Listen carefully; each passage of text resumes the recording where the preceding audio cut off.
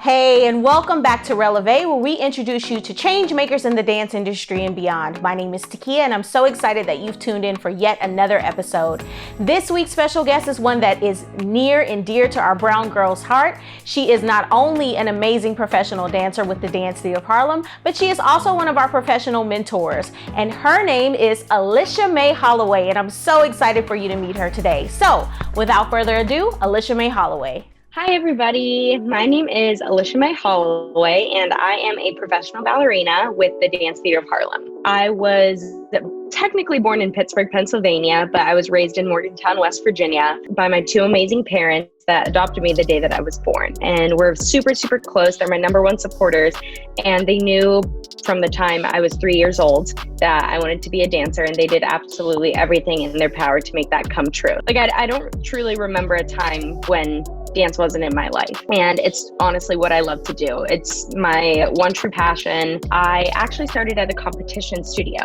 And then when I was about 9 or 10, I saw the Pittsburgh Ballet Theater do the Nutcracker. And I was just in awe. I was like, oh my gosh, this is ballet. This is amazing. And my focus really shifted. It was that moment that my focus shifted from just, jazz, tap, acro to kind of more into the ballet realm. I just automatically fell in love with ballet.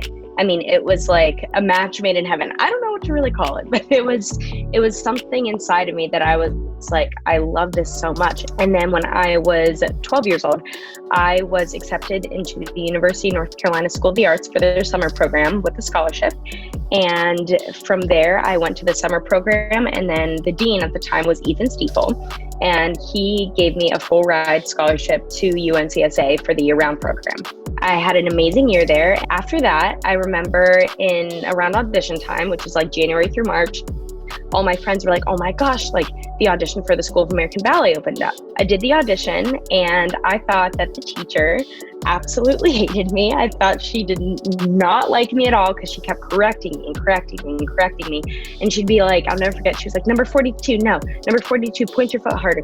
Number 42, turn out more, jump higher, this, that, the third. And I was just like, I didn't get in. There's no way I got in. Then 3 days later, my parents received an email that I did get in with a full scholarship, which was, I was like, wait, what? So that was pretty crazy. And it was my first time in New York City ever. Like, I was 14. Halfway through the summer program, I found out that I got into the winter term program. My parents, being so supportive, they were like, all right, if you want to move to New York City and pursue your dream, we're here for it. So I got the opportunity to go to SAB for 4 years, actually, 2011 to 2015. Best 4 years of training possible, best 4 years of my life. It was so incredible. I made lifelong friendships as well as learning so many things. When I was in my last year at the School of American Ballet, I was going to Fordham University. And so it was a year where I was studying at Fordham as well as being at SAB because I had one more year left in the school. And I started doing company auditions. I did an audition with Dance Theatre of Harlem. And I remember the audition it was 6 hours long. My toes were bleeding. I was getting blisters. My feet were like going numb. Then about a week or two later, unfortunately, they said that they didn't need any dancers. So, I was crushed, and that was kind of my last hope because I knew I wasn't getting into New York City Ballet, unfortunately. So DTH was really my last hope of staying in New York and being a professional ballerina in New York City. And then about a month later, I got accepted into the Suzanne Farrell Ballet Company, where I danced for one season. And my plan at that point was to dance in the Suzanne Farrell Ballet Company for a season because it was very short. It was just about 6 weeks long, so 6 to 8 weeks long. Well, that was in about May. Flash forward to August.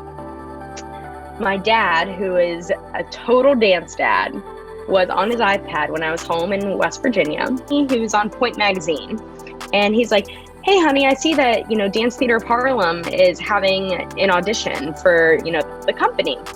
My dad and I drive up that morning. I remember I did a photo shoot and then again, another 6-hour audition. And I told them that I had already signed a contract dancing with Suzanne Farrell Ballet. 2 days later, I was with my best friend and we were doing some shopping, and I get an email from my lovely boss, Virginia Johnson. And she was like, hey, Alicia, give me a call tomorrow. I get a call and I freak out, and I see it was a 212 area code, New York. And I answer, and Virginia's like, "Hi, Alicia, how are you?" And I'm like, "I'm great. How are you?" And then she was like, "Well, I just wanted to say congratulations. I want to offer you a contract with DTH." Lo and behold, that was August 22nd or 23rd, 2015. And here we are. And I'm still with DTH. This is my 6th season, which is so crazy to think about. Just the opportunities that have come with dancing with DTH. I've gotten to perform with Aretha Franklin. I've gotten to work with Alicia Keys. I've gotten to meet so many amazing people like Gladys Knight. The opportunities that DTH has given me are bountiful, and I'm so, so grateful. And getting to perform George Balanchine ballets as a professional, getting to perform at the Guggenheim in Europe, in the Caribbean. So many opportunities that I never thought as a 3-year-old or even a 10-year-old little mixed girl from Morgantown, West Virginia. I never thought that I would have these opportunities. But here we are. I'm so, so, so thankful that my dreams did come true. I left home at the age of 13 to pursue dance. And not many people say that. Not many people can say that. But I always knew in my heart and in my mind that, ballet is what I wanted to do.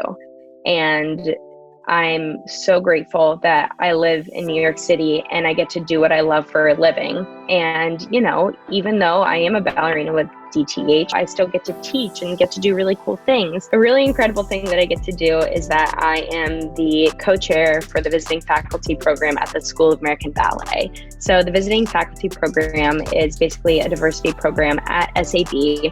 So that's where, I trained for 4 years and now I get to come back, and I've been a guest teacher for the past 3 years, but now I get to come back and I get to really figure out a way to kind of diversify ballet and really, get to share my knowledge of ballet with the students that, I was in their shoes just 5 years ago.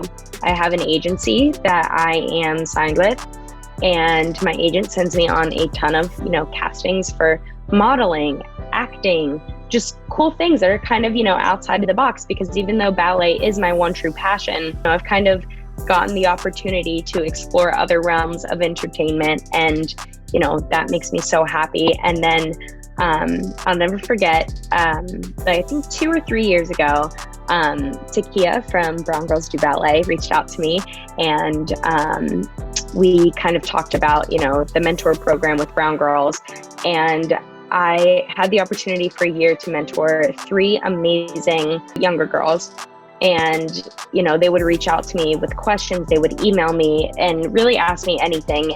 And so I think that, now I've taught on the Brown Girls Do Ballet Instagram. I've been doing, a lot of things with Brown Girls, and it really gives me another opportunity that's kind of outside of the box. And I feel like the organization is just, it really does hold a special place to my heart. So I'm very thankful for all the opportunities that I have been given and all the opportunities that I will receive in the future. And I am just really excited to share my story with you all.